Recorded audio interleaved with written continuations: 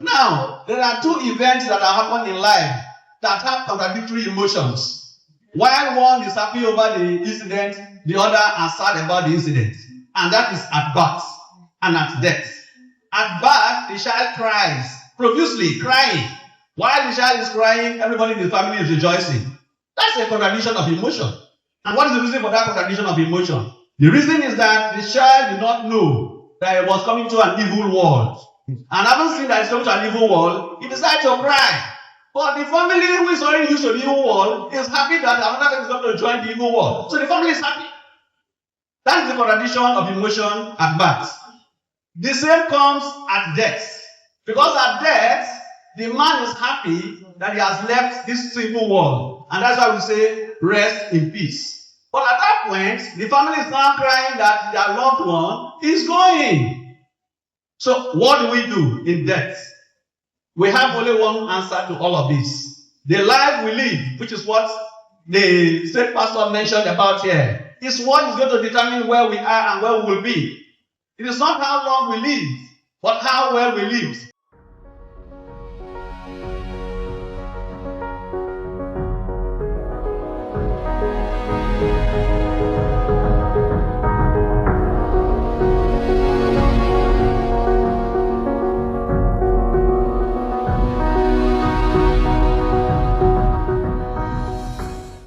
On September 5th, 1965, in the quiet riverine community of Ofoni, now in Sagbama local government area, Bayelsa State, a child was born into the family of Chief and Mrs. Ewhrudjakpo. He was named Lawrence Oborawarievo Ewhrudjakpo. No one could have imagined then that this child would grow to become a towering figure in public service, a lawyer, administrator, lawmaker, statesman, and ultimately deputy governor of Bayelsa State. His birth marked more than the arrival of a son.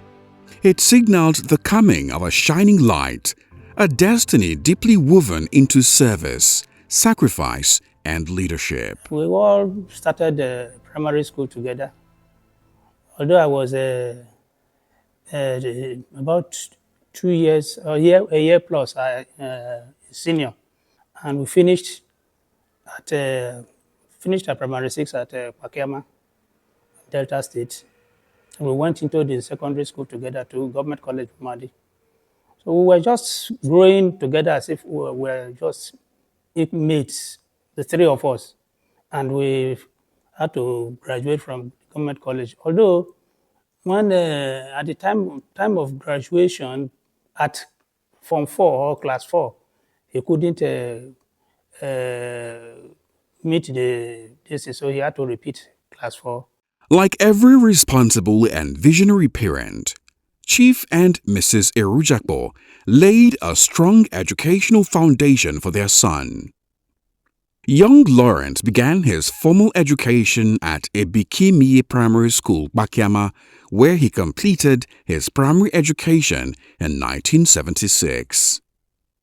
He proceeded to Government College, Bamadi in 1982 and later to Community Secondary School, Ofoni, where he obtained his West African School Certificate in 1987. Even at a young age, he was known for his discipline, curiosity, and natural leadership qualities, traits that would define his life's journey. When we were growing up, particularly, let me recall that after the secondary school level, he was just exceptionally being diligent, and whatever thing he does, he seems to be more matured. The maturity just cropped up after his secondary school. So when one of my late uncles, my maternal uncle, took the two of us, myself and himself, and we were working with him. Then he was a contractor with old River State government. He now took the two of us, but he saw this maturity, this level of intelligence and other the acumen to manage situations. So he now picked him, and positioned him somewhere alone to manage a company a branch of the company that was at Yenagua here. While the rest of us, me and all my other family members, went to another side of the company.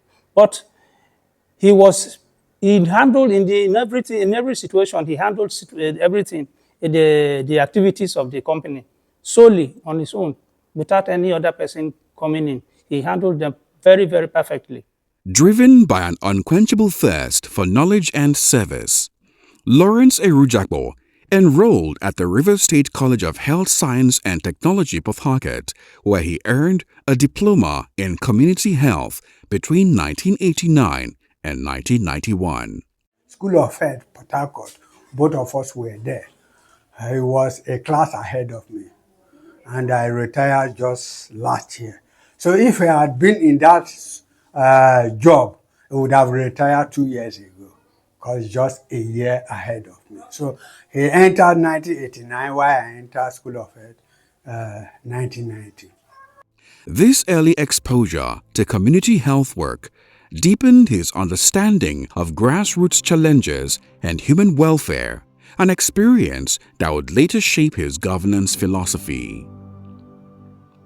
His academic journey continued at the Rivers State University of Science and Technology, now Rivers State University, where he obtained a Bachelor of Science in Secretarial Administration between 1991 and 1996.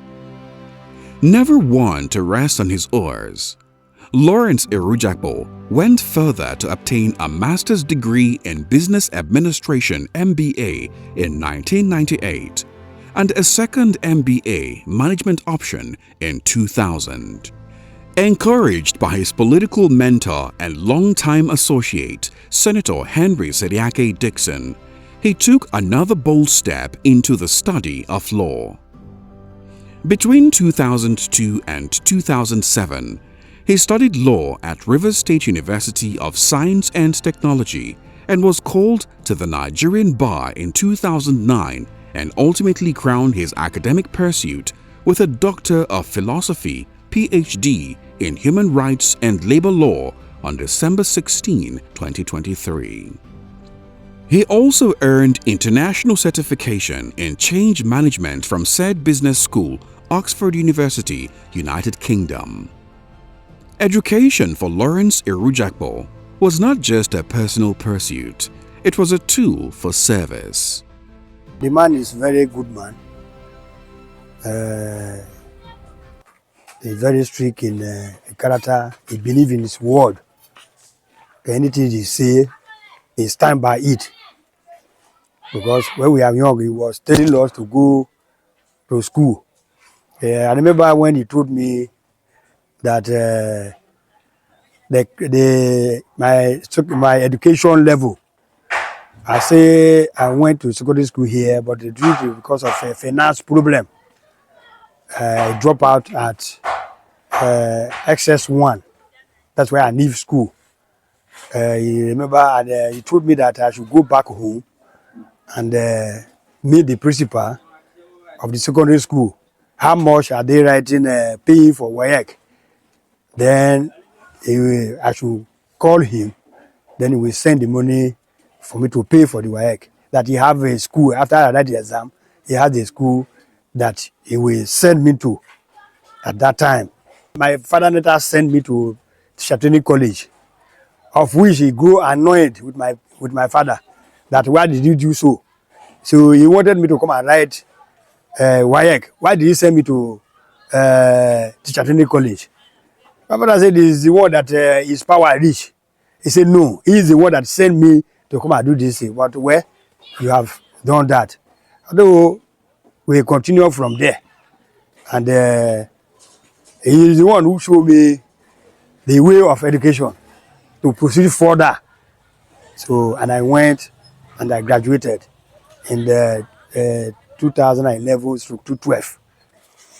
I remember because of his good advice. He advised always to continue education. The late Lawrence Ewhrudjakpo's professional life was as diverse as it was impactful.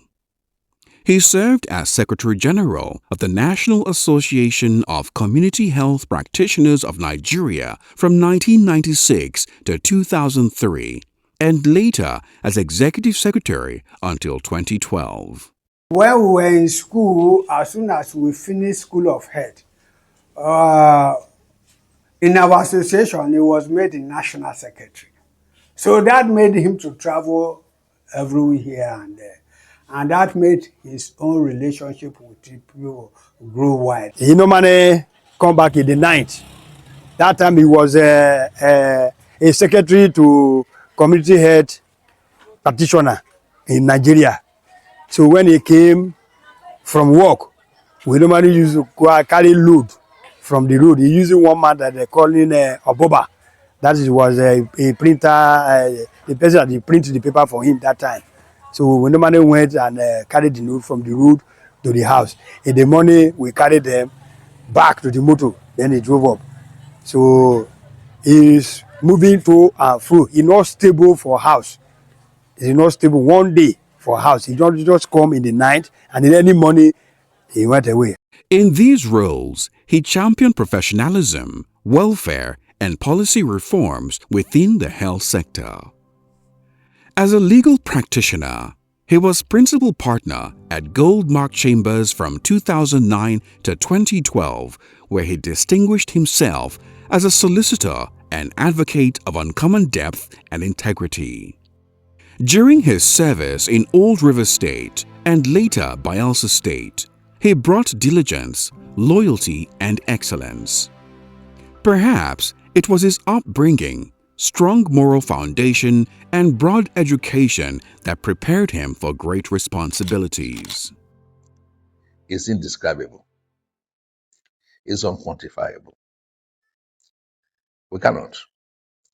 Because we've through his support, we've been able to organize Bayelsa West very finely. In contradistinction to the remaining two senatorial districts, we are very organized. And when such a economy goes on, somebody must be driving it. Call for a meeting, and our attitude towards other things. Come for a meeting, even those who still want money for fuel. Those kind of things. Anybody dies and there's any problem, he takes it. And all of us move together. With him, we're unbreakable. We're unbreakable. He was someone who believed that a file should not be in your office for more than 24 hours. So if a file was sent from him to you, or you submitted a file, a memo, you knew that the next day you would get it back. He expected that if you were doing your job as a public servant, you owed the public that much to be responsive to the needs of people you are working with. He hated people cutting corners. And he wanted you to give 100% of effort to everything that you did. He was someone that was very proactive. He was a people's person. He had direct relationships with most of the athletes. They all had his numbers. In fact, you'd be surprised. Sometimes I would just get a text message from him saying, what is happening to the contract of this person? Have you looked into it? And I'll go, and there is a contract discussion or dispute that's going on that I even wouldn't be aware of as commissioner. He's someone who knew virtually all the names of all the players on the team. He's someone who knew the names of all Bayelsa United, Bayelsa Queens, especially the football teams. He knew about our plans. If we were going to a national sports festival, he knew our athletes. He knew the people that would win gold medals. He would sit down and plan. So if we were going to a festival and we had projected that we were going to win 90 gold medals and we came short by 1 or 2, he would even ask, is it because this person that was projected to win didn't win? That's how thorough and meticulous he was. In April 2012, Governor Henry Sidiake Dixon appointed Lawrence Ewhrudjakpo as Commissioner for Works and Infrastructure. It was an appointment that would redefine Bielsa's infrastructural landscape. Reappointed in 2016, Ewhrudjakpo inherited a state yearning for connectivity, growth, and modern infrastructure. He responded with vision, courage, and execution.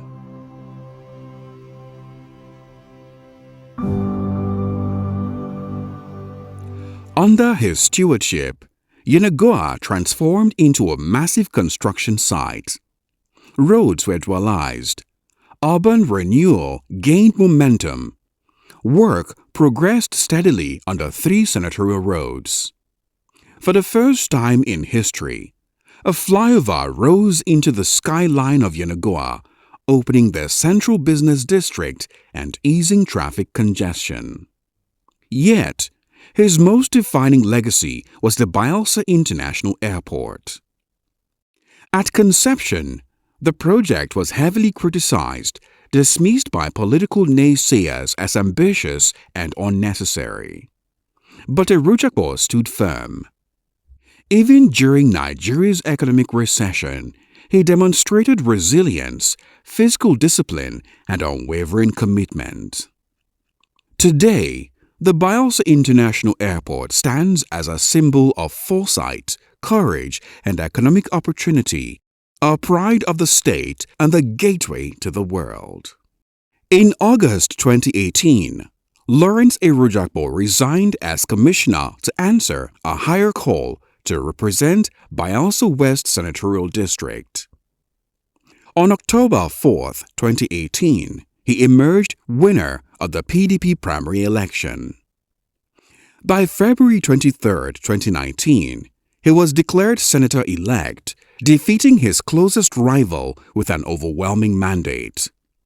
Though his time in the Senate was brief, it was impactful, marked by principle, clarity, and preparedness.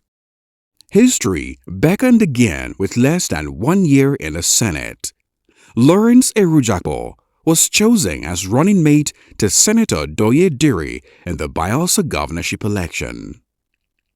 After a landmark Supreme Court judgment on February 13, 2020, he was sworn in as Deputy Governor of Bielsa State. In 2000, he obtained a Master of Business Administration and MBA Management option from the same university. Not done with academics, he went back to the River State University of Science and Technology to study. As Deputy Governor, Ewhrudjakpo emerged as a bridge builder and peacemaker. He played a pivotal role in resolving long-standing inter- and intra-communal disputes, restoring harmony where conflict had lingered for decades. He supervised the ministries of local government and sports, bringing discipline, structure, and renewed purpose.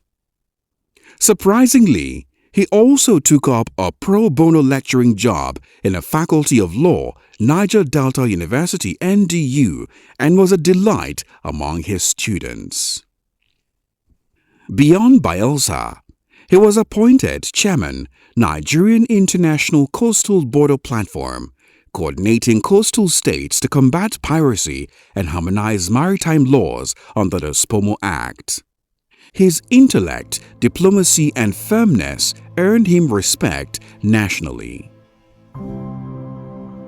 Described by many as a workaholic, Lawrence Ewhrudjakpo was fiercely loyal, deeply principled, and unapologetically committed to excellence. It's an understatement to define who he was. Or to define who he was truly. He was a very consummate administrator. And straightforward, he will tell you exactly the way he feels about the situation. And if you're even going wrong, he will be in a position to tell you, I think this is the best way to go. And he is ready to listen to your points. He is a man that would always want superior ideas to override his. He was a gifted orator, a master of language, proverbs, and persuasion. I didn't want to talk much. What they advised me that I should not talk too much.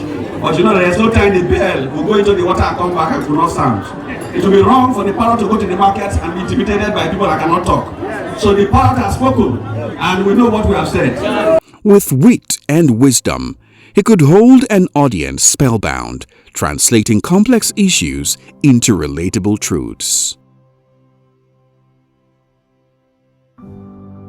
On Thursday, December 11, 2025, death came unexpectedly.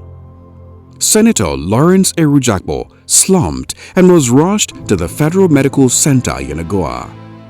I was there, but I didn't know he was dead. So nobody told me. They may have tried to tell me indirectly. They weren't coming out plain to tell me. Maybe they were thinking of how I would take it, because I was there when we were trying to revive him. So not until they drove us to Utweke mortuary. Before we got to Utweke mortuary, the story they told me was that they were taking him to the airport for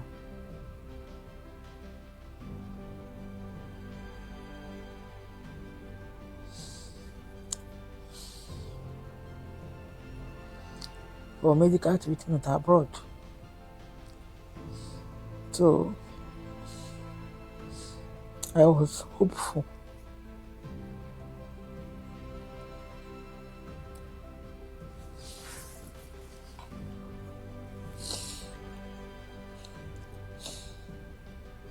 That would make him open his eyes, because up to that time, I believed he was in coma.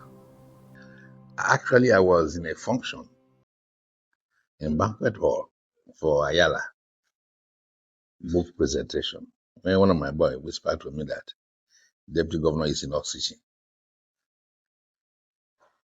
So I just left instantly, straight to the hospital. I got there, they said we had been transferred from emergency to ICU, where everybody is barricaded from. So I went to the ICU, my brother, saw Commissioner of Health, Professor Brisby. And I said, where is my brother? What are our chances? That was his response. 50-50. Then I knew he had died. And I said, okay, can I see the body? Even if he didn't tell me he had died. So he now said they should clear the place for me. And I saw the young man on the ground, lifeless. Lifeless. So I was eating. And then I called Osusu to know where he was, Dr. Osusu. He said, you don't know what has happened? That was how he answered me. The deputy governor has died. I had a shock. I had left the food, ran into my car and drove down to the hospital, Federal Medical Center. Maxine, to tell you, I couldn't come down from my car to walk down to go and see the body, because in me, I felt if I had done that, I could have collapsed. He was to take the second engagement by 12 noon when the unimagined labor happened. I was inside the conference room, awaiting with other persons, awaiting his arrival for the second engagement. Then suddenly, one of my fellow aides dashed into the conference room and excused his deputy chief staff. Then within a twinkle of an eye, he rushed in with a consign. I felt that something had happened, so I rushed out of the conference room. When I got up, I saw him on the ground. That was the first time I was seeing his back on the ground. Despite frantic efforts, he passed on ending a remarkable journey at 60 years. No, he's not dead. And nothing will happen to his body. So I resisted them. I refused. So a lot of people were coming to talk to me. I refused. They even called the governor. Governor spoke with me. I said no. I couldn't bear it. How can? So I did not allow them. So we were there up till when the day started getting dark. And I guess the governor was on call with a lot of them. The governor now told them to allow me. That I don't understand what they're saying, that I was in a shock. And if they don't allow me, we may just stay there till the next day, so they should allow me. It was then she now asked me, where are we even going? I said, I'm taking him back to his house. She said, to do what? I said, to go and pray for him. And I said, who will pray for him? Do I have pastors there? I said, yes. By the time we got there, it was already late. So I took him to the chapel that he built for God, placed him by the altar, and we started praying. Both the pastors I called, the man I called other pastor, the Reverend Father too, who was in charge of the chapel, was already there before we arrived. So we all started praying, doing all sorts of prayers, and whatever we could do at that moment. So it was till midnight I realized that he had actually died, because then the signs of death started showing. Bielsa stood still. Nigeria mourned. A light went out. A very big loss to all, even though all Sagbama local government, even though all Bielsa state, not even Ofoni alone. And it's a very big loss to Ofoni entire. And over Bielsa State, they were so very weak about the death of our brother. So we are silent since over some months ago. Even up till now, in our community here, we don't play music till after the burial. So we are silent. We don't do anything to make us happy. So we are planning to do one or two things to bury him. So that is how it is. Well, everything is under the control, God's control. God is seeing us through. But I can assure you that we are not the same. We are not the same when he was alive. And if he were to be alive, we are not the same. And there is no way we want to say that we can on our own survive it at the moment. But with God on our side, God will always provide for us and see how we'll be able to surmount the difficulties, the challenges that are ahead. A devoted Roman Catholic, Lawrence Ewhrudjakpo lived his faith openly. In praise and worship, he danced with joy.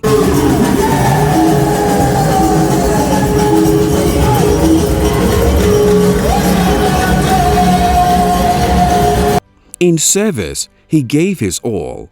In life, he touched countless souls.